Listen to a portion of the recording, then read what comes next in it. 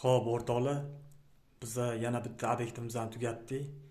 Shu obyektimizda qilib bergan ishimizni ozgincha sizlarga obzor qilib tushuntirib beraman. Xo'p, obzorimizni stack turbalaridan boshlaymiz.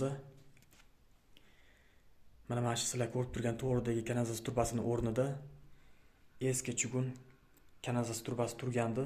Biz o'sha eski chugun kanalizatsiya turbasini olib tashlab, o'rniga mana shu 3 metrlik plastik kanalizatsiya turbasini qo'yib akkuratniy montaj qilib berdik. Xo'p, undan tashqari mana shu stack turbalari 15 sm bir tomondan o'tgandi. Biz 15 sm orqaga surib akkuratniy chiroyli qilib berdik. Xo'p, klient stackga kran qo'yib berdi deb aytgandi. Biz mana shu stack turbalariga 3 ta kran qo'yib berdik. Xo'p, undan tashqari mana shu kvartirani suvini yopish uchun glavniga 2 ta kran qo'ydik.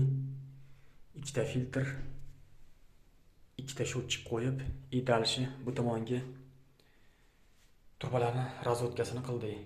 Xo'p, mana bu yerda Ariston uchun issiq suv, sovuq suv chiqazdik. Bu turbalar remontdan keyin ulanadi Aristonga. Mana shunaqa 2 ta kran ham qo'yib qo'ydik Ariston uchun. Xo'p, undan tashqari bu yerda unitaz bo'ladi. Unitaz uchun kanalizatsiya va sovuq suv chiqazib qo'ydik. Xo'p, bu yerda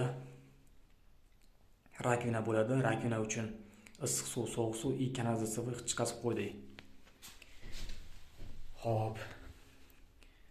Keyin bu yerda o'rtoqlar vanna qo'yiladi. Vanna uchun issiq suv, sovuq suv va kanalizatsiya chiqazib qo'ydik. Idalish turbalarimiz ketyapti kuxnyaga. Kuxnyada issiq suv, sovuq suv, kanalizatsiya va kirmoshina uchun kanalizatsiya va sovuq suv chiqazib qo'ydik. Ularni ko'rsatib o'tirmayman, chunki video ancha cho'zilib ketadi. Xo'p, undan tashqari mana bu yerda sushilka uchun chiqazib qo'ydik. Remontdan keyin mana shu yerga 60 sm lik sushilka qo'yiladi.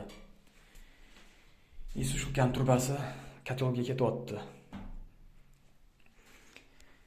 Qilgan ishimiz mana shunaqa ishlar bo'ldi o'rtoqlar.